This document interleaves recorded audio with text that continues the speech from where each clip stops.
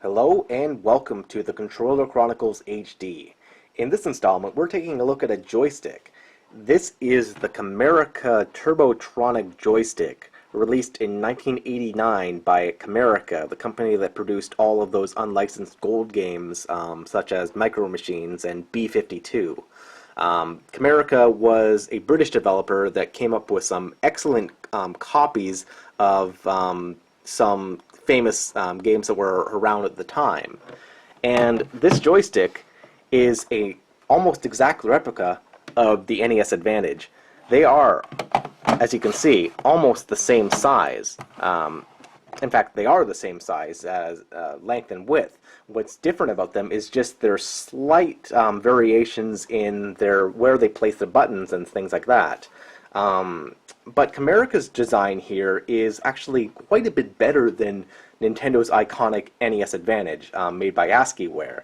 And the reasons for that is because this stick actually has all of the same features with the what are these called? These potentiometers that adjust the fire rate. You can get the same fire rate from the Camerica stick as you can the NES Advantage, anywhere from 4 to 16 shots per second, depending on the game.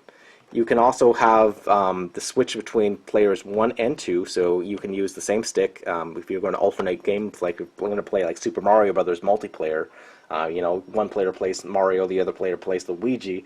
Player 1, plays the Mario until they die, and then you can just switch to player 2, and then give the controller to the player 2, and they use the exact same joystick to play as Luigi.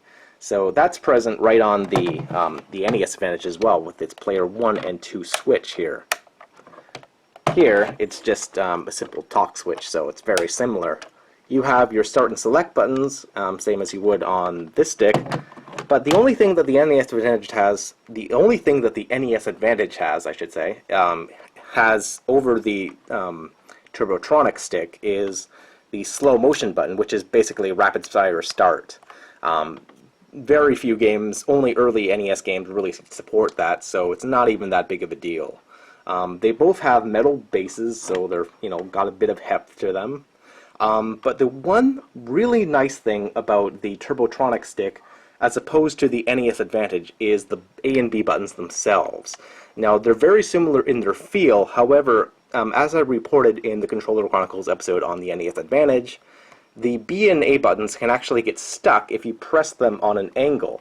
You can just see I just stuck the B button inward, and there it is releasing.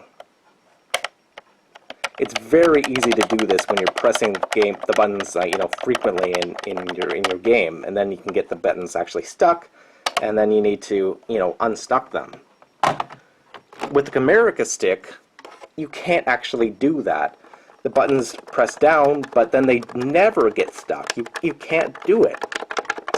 But one thing that's kind of annoying is these LEDs that are here and here. These buttons actually light up constantly when you're pressing the button every single time, and when you hold them down and then adjust the turbo switches here, they actually go much faster. Now, one thing that's kind of interesting about this stick is it labels the buttons the A and B buttons as opposed to the B and A buttons. This is actually wrong. This is the B button and this is the A button. So it's just a little bit, one of those weird things. I guess they didn't notice that until they were actually producing it, but whatever. I also like the little flower design around the joystick. That's kind of like a cute little touch. Now, the controllers aren't very deep, so they're not very mod-worthy. You can't really, replace the joysticks with, Sanwa top-of-line buttons like you do with a typical arcade stick made for the PS3 or something. That's really a shame, but, you get... It's just a sign of the times, I guess.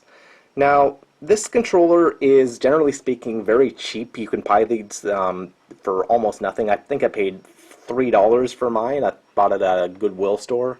So, if you got to see one of these in the wild, definitely pick one of these up. They're not that bad. So, anyway, guys, thanks for watching. If you have any questions about this joystick, feel free to leave those in the comment section down below. If you have any suggestions or recommendations for controllers that you'd like to see covered in this series, you can leave those in the comment section down below as well.